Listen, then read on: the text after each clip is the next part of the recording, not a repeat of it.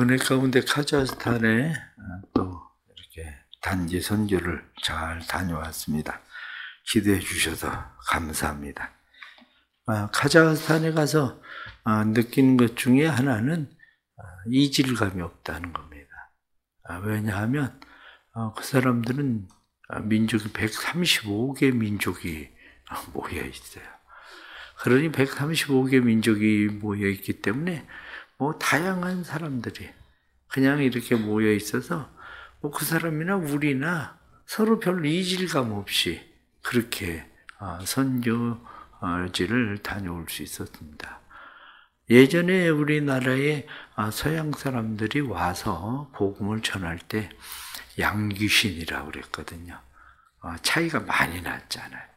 그러니까 그들이 복음을 전할 때 양귀신 그렇게 그들을 귀신 취급을 했는데, 그러나 카자흐스탄과 같은 그런 나라들은 이질감 없이 서로 복음을 전하고, 또 특히 요즘 한류 문화가 그들에게 많이 들어가서 거의 매일 한국의 방송이 다시 이렇게 방송들이 나오기 때문에 한류 문화에 익숙해 있어서 사람들이 한국 사람들을 굉장히 좋아합니다.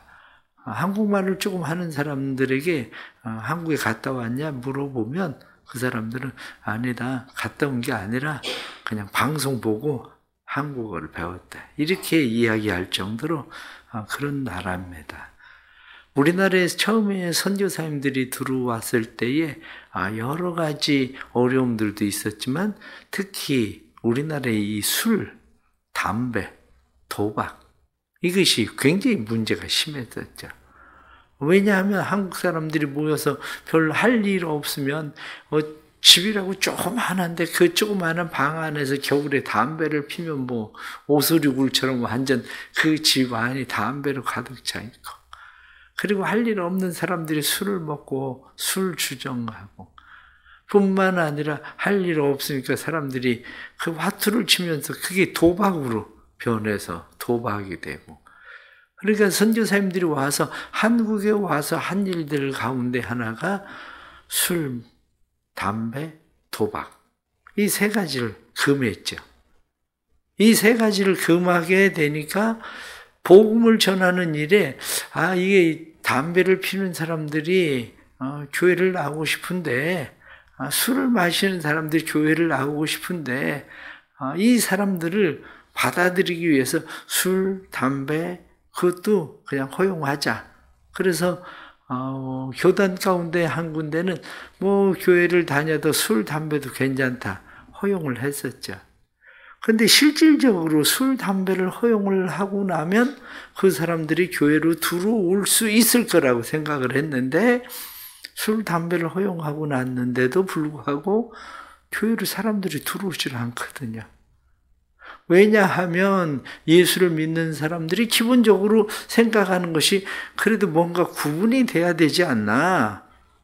그래도 술, 담배, 그것을 절제 생활을 통해서 그리스도인이 된다는 것에 어떤 구분을 두기 시작을 한 것이 사실은 술, 담배거든요.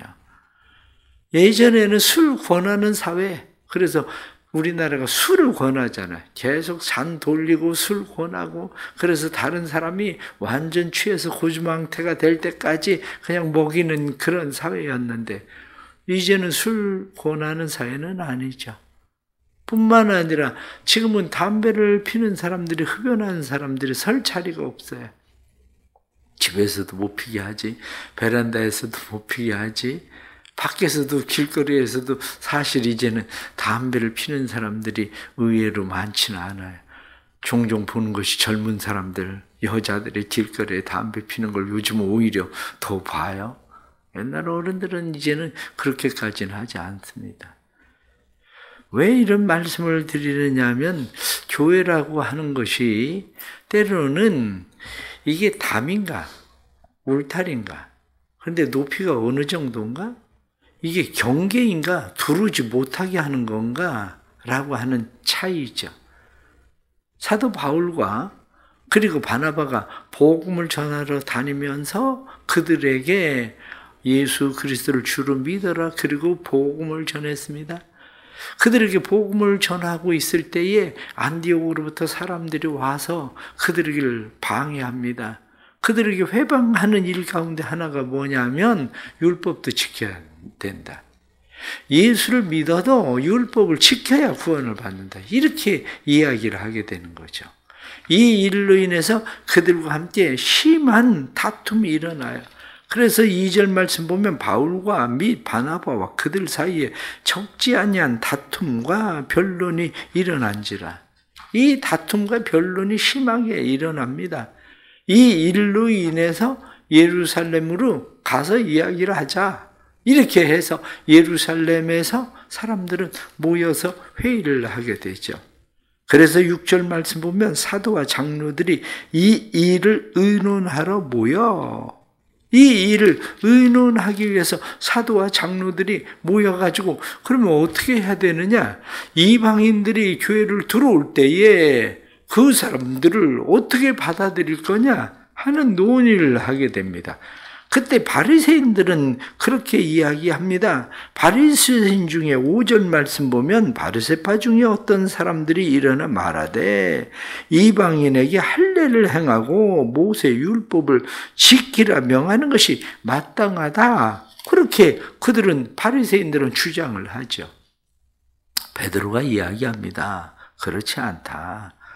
그 사람들도 예수를 믿고 구원받는다는 것을 우리에게 말씀하지 않느냐. 믿음으로 그들의 마음을 깨끗하게 하사 차별 없이 하나님께서 그들도 구원하신다. 그런데 어찌해서 우리도 매지 못하는 멍에를 그 사람들에게 매리게 하려고 하느냐. 베드로가 그렇게 이야기합니다. 그러면서 바나바, 바울도 거기에 동조해서 그들과 함께 그 옳지 않다.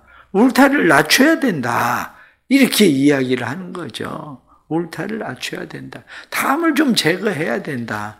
이렇게 이야기를 하는 거죠. 그랬더니 야고보가 이야기합니다. 여기서 야고보는 예수님의 동생 야고보예요. 이미 야고보는 첫 번째 순교자가 돼서 제자들 가운데 첫 번째 순교를 했잖아요. 그 야고보가 이야기하기를 하나님께서 무너진 다윗의 장막을 다시 지으시고 허물어진 것을 다시 일으켜서 사람들로 하여금 예수를 믿게 하고 구원받게 하지 않았느냐. 그러니 그들을 받아들이자. 그냥 그들에게 무거운 멍에를 맬 것이 아니라 내 의견에는 하나님께로 돌아오는 자들에게 괴롭게 하지 말고 20절 말씀 보니까 다만 우상의 더러운 것과 음행과 목매어 죽인 것과 피를 멀리하라고 편지하는 것이 옳은 것 같다. 그래서 이 일을 만장일치로 결의를 해서 그 이야기를 사람들에게 각 이방인들에게도 그것을 전하게 되었다 하는 이야기가 이제 오늘 본문에 나타나는 15장의 말씀이죠. 이 말씀을 보면서 우리가 깨닫게 되는 것은 복음을 위해서 우리가 해야 되는 일이 뭐냐?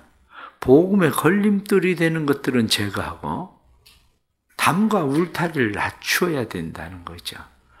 담과 울타리를 아예 제거한다고 생각을 해보십시오.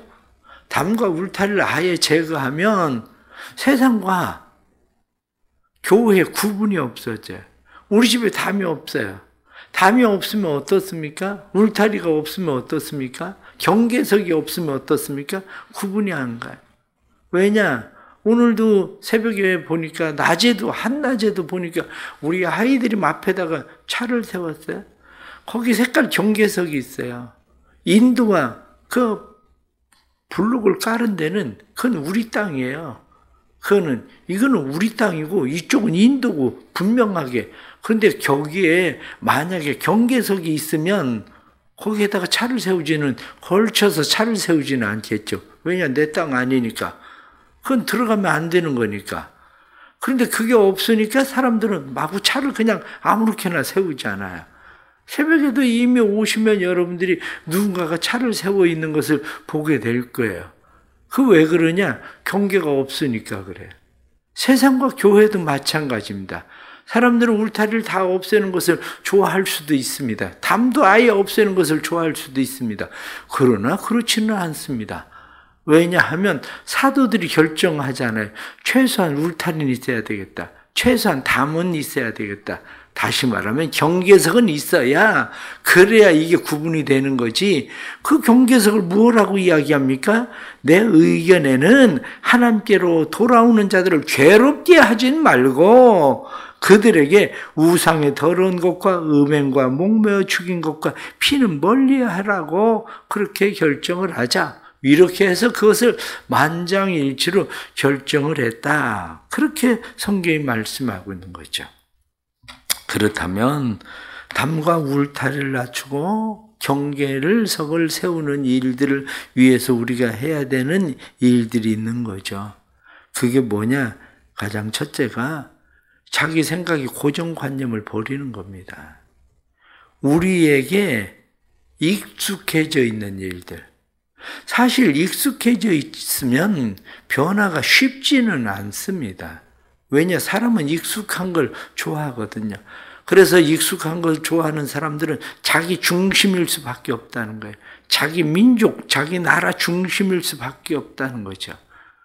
어린 아이가 태어나면 아이가 웁니다. 태어난 아이가 왜 웁니까? 이야기하기는 태어난 아이가 우는 것은 다른 환경을 만났기 때문에 운다는 거예요. 그게 엄마 뱃속에 있었던 아이가 전혀 다른 환경을 만난 거거든요. 그래서 아이가 태어나면 사실은 그 아이를 엄마 품에 꼭 안고 있어야 된다는 거예요. 그게. 그런데 우린 뭐 태어나고 나면 이제 애들 얼른 안아다가 바구니에다 집어넣어 놓죠. 아이를. 그런데 그게 아니라 태어나면 아이는 그냥 엄마 품에 있어야 된다는 거예요. 그게. 우리도 마찬가지로 사람들은 고정관념을 가지고 있습니다. 제가 일부러 새벽에 넥타이를 매지 않고 나왔어요. 불편할 수도 있어요, 여러분들이. 왜냐? 불편한 건 여러분들의 고정관념이에요. 우리가 이번에 카자흐스탄에 가보면 그 사람들은 뭐 예배 시간에 그게 뭐 설교자라고 해서 굳이 뭐 꼭 넥타이를 매야 되는 그 더운 나라에서 굳이 넥타이를 그 사람들은 맬 필요를 느끼지 않거든요. 저도 뭐 7월, 8월 달엔 제가 넥타이를 매지 않지만 오늘 이렇게 그냥 넥타이를 매지 않고 나오는 이유도 고정관념. 우리 생각에, 늘 생각에 넥타이를 매야 된다. 그것은 제가 새벽에 넥타이를 매는 이유가 있습니다. 죄송한 이야기지만 제가 저희 아버지가 목회자셨잖아요. 새벽에 시골 교회는 또 옛날에 얼마나 춥습니까?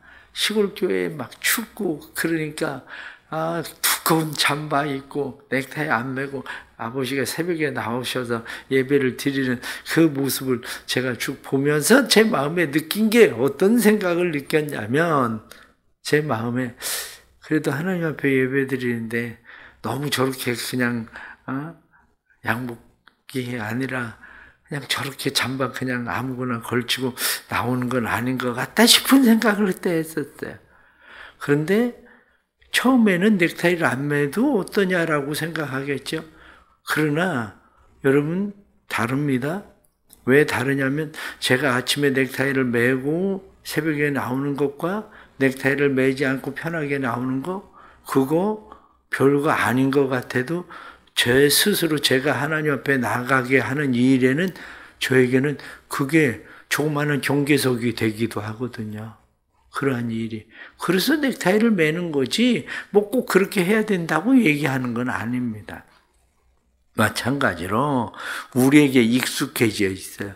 그런데 내가 익숙한 것, 그런 것을 다른 사람이 그 일에 대해서 생각을 할 때 어떻게 생각하느냐의 문제겠죠. 그럼 반대로 다른 사람이 그렇게 하지 않을 때 나는 어떻게 생각하느냐 이 문제인 거죠. 문제는 뭐냐면 왜 다툼이 일어납니까? 다툼이 일어나는 이유는 비난하거든요. 상대방을. 심한 다툼이 일어났다. 이렇게 이야기하는 것은 내 생각을, 주장을 계속해서 이야기를 하지 상대편의 이야기를 들으려고 하지 않아요. 뒤에 나타나는 말씀 가운데 하나가 무엇입니까? 39절 말씀 보니까 서로 심히 다투어 피차 갈라서니. 바나바하고 바울이 갈라선 이유가 뭡니까? 오늘 앞에서 나타나는 말씀 가운데 6절 말씀은 사도와 장로들이 이 일을 의논하러 모여 그들은 의논을 했어요. 네 생각을 얘기해봐라. 내 생각을 얘기하고 서로 의견을 이야기합니다. 그리고 그들은 그래도 그게 나은 것 같다. 그래서 만장일치로 결의를 해요. 뒤에 나타나는 말씀을 보면 25절 말씀에 우리가 사랑하는 바나바와 바울과 함께 너희에게로 보내기를 만장일치로 결정했다. 이 일을 만장일치로 결정해서 너희에게 사람을 너희에게 보낸다. 이렇게 이야기하잖아요. 그러나 바나바와 바울은 두 사람인데도 만장일치가 안 돼. 두 사람인데도 다른 사람의 의견을 받아들이려고 하는 것이 아니라 내 주장만 계속 이야기하거든요. 마가를 데려가야 된다. 안 된다. 그 사람 데려가면 안 된다. 두 사람의 생각이 아주 대립적으로, 그러니까 심하게 다투는 거죠. 내가 안 하고 내가 못한다고 해서 상대방을 비난할 일은 아닙니다. 비난하는 것이 아니라 그냥 인정해야 돼요. 인정하는 일. 우리는 요즘 어떻습니까? 우리가 생각할 때에 우리나라에서 특히 외국 사람들로부터 받는 혐오 가운데 하나가 뭡니까? 개고기를 먹어야 되냐, 안 먹어야 되냐. 그러면 우리나라 사람들은 다른 외국 사람들로부터 그것을 먹는 사람들을 혐오해요, 한마디로. 그럼 우린 원숭이 고기를 여러분들 먹어봤습니까? 그럼 원숭이 고기를 먹는 사람들에 대해서 여러분들은 어떻게 생각을 합니까? 심지어는 외국에 가면 원숭이 머리만 놓고 먹거든요. 머리만 놓고. 그러면 여러분들 얼마나 혐오스럽습니까? 그런데 혐오스럽다고 얘기하는 것 자체가 난 먹어보지 않고 행하지 않았기 때문에 익숙하지 않은 거예요. 찬송가는 어떻습니까? 나이가 들수록 새로운 찬송가를 싫어해요. 왜 새로운 찬송가를 싫어하느냐? 새로운 찬송가가 안 배워지거든요. 안 배워져서 싫어하는 거예요, 사실은. 그럼 여러분들이 아는 찬송가는 원래 처음부터 알았던 겁니까? 아니에요. 처음부터 알았던 것이 아니라 자주 부르니까 익숙해진 거지, 그것이. 그런데 지금은 이제 안 배워지니까 새로운 찬송가에 대해서 거부 반응을 일으키는 것 뿐이에요. 그렇다면 우리가 생각할 때 상대방을 비난할 것이 아니라 상대방을 인정하는 게 필요하죠. 상대방을 인정한다고 해서 그것이 나에게 익숙해져 있느냐? 그렇지는 않습니다. 익숙해지도록 우리의 삶에 의식적 습관이 필요합니다. 갈라디아서 2장에 나타난 말씀을 보면 사도 바울이 베드로를 책망합니다. 너희가 그렇게 이방인들과 함께 식사하는 거 이거 문제 없다 이렇게 이야기하고도, 그리고 베드로가 함께 이방인들과 식사를 합니다. 원래 그들은 할례 받지 않은 사람들과 식사를 같이 하지 않거든요. 그런데 그들과 함께 식사를 하다가 예루살렘에서부터 안디옥으로 사람들이 오거든요. 야고보라. 그러니까 그들이 슬그머니 자리에서 빠져나가. 그렇게 되니까 그것을 보고 있었던 바나바도 그 일에 동참했다. 이렇게 돼 있거든요. 그게 무슨 짓이냐? 너희가 결의해놓고 사람들 눈치 보느라고 그렇게 이야기하는 행동하는 것이 그게 무슨 짓이냐? 그런데 그게 그들에겐 익숙해 있었던 거죠. 그렇게 이방인들과 식사하지 않는 것이. 그런데 조금 더 가까이 해보려고 하는데 사실은 다른 사람들의 눈치를 여전히 봐야 되는 상황을 만난 거죠, 이들이. 그러기에 우리가 이런 일들에 대해서 생각을 할 때에 하루아침에 되는 일은 아니구나. 하루아침에 되는 게 아니라 의식적 습관이 필요한 거죠. 때로는 여러분들 잘 먹지 않던 음식은 어떻습니까? 그냥 쉽게 얘기해서 고수 같은 냄새 나는 것을 아예 그냥 처음부터 입에도 안 대려고 하는 사람도 있어요. 그러나 그것을 처음에는 독하지만 그것을 먹어보던 사람은 지금 고수를 좋아하는 사람들도 한국에 많거든요. 마찬가지예요. 오늘 성경에 주시는 우리의 말씀들을 우리가 보면서 생각하는 것은 경계석은 필요하다 그거야. 경계석까지 없애버리는 것은 세상의 물결이 교회로 밀려 들어오는 일을 감당하기 어려워요. 그러나 기본적인 경계석은 있어야 돼.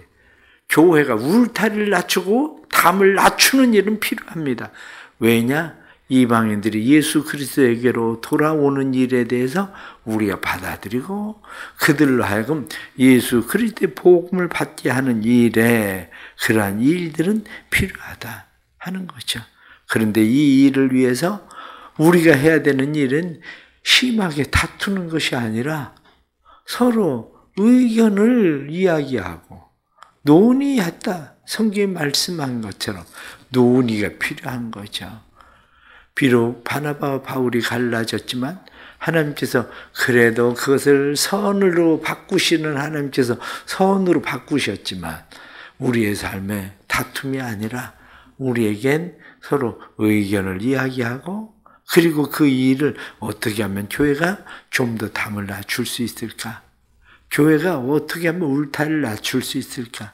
경계석을 잘 만들어서 세상에 물결이 그냥 밀려 들어오는 일은 교회가 막을 수 있을까? 이런 일에 대해서 지혜롭게 교회가 잘 대처할 수 있는 그런 은혜가 우리의 삶에 일어나기를 간절히 바랍니다. 기도하겠습니다. 하나님 아버지, 은혜 주셔서 감사합니다. 은혜 가운데 카자흐스탄 단기 선교를 잘 다녀오게 해 주셔서 감사합니다.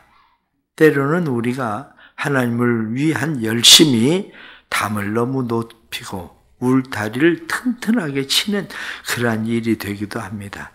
그러나 예루살렘 교회를 통해서 다시 저희가 배우는 것은 담을 낮추고 울타리를 낮추고 경계석을 잘 세워서 그들이 교회 안에 들어와 잘 머물 수 있도록 그리고 세상에 나아가 복음을 전하도록 하는 그러한 일들임을 우리가 깨닫습니다. 저희들도 이 일에 지혜롭게 행하게 하셔서 변화를 싫어하는 우리의 삶의 중심 속에 자기 중심적 사고를 버리고 예루살렘 교회가 그러했던 것처럼 저희들도 복음을 위해서 우리 자신의 고정적 관념의 생각을 내려놓고 예수 그리스도를 따를 수 있는 은혜가 삶에 일어나도록 주님 도와주옵소서. 사랑하는 교회 위에 주께서 은혜 베푸셔서 교회가 주의 은혜 가운데 더욱더 믿음으로 진행하는 교회 되게 하시고 하나님의 영광을 위하여 든든히 잘 세워져 가도록 성령님 역사해 주옵소서. 또한 단기 선교를 다녀온 우리 선교팀들 건강 주셔서 주의 은혜 가운데 피로도 잘 회복되고 또 삶의 터전에서 맡겨진 일들 더 잘 감당할 수 있도록 성령님 도와주옵소서. 오늘도 새벽에 나와서 감사하며 예물 드립니다.